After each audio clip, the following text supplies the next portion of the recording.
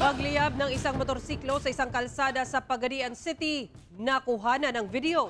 Sanhi ng pagliyab ng makina, inaalam pa ng BFP. Narito ang report.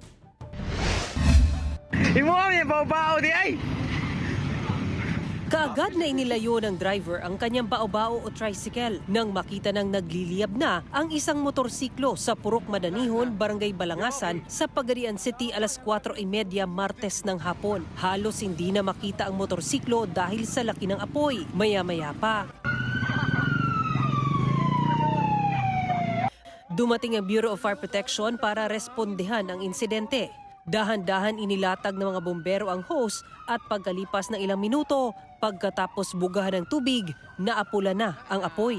Ayon sa investigasyon ng Pagadian City Police, minaneho ng isang Jobert Arcilla ang motorsiklo kasama ang kanyang angkas nang biglang nagliyab ang makina ng motorsiklo. Sinubukan pa nilang apulahin ang apoy pero mas lumaki pa ito kaya tumawag na sila ng tulong.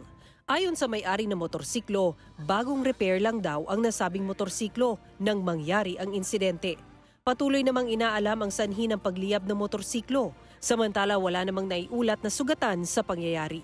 Pinaalalahanan naman ng kapulisan ng publiko na siguraduhing nasa maayos na kondisyon ang sasakyan bago ito gamitin. Mula sa GMA Regional TV 1 Mindanao, Sara Hilomen Velasco, nagbabalita para sa GMA Integrated News.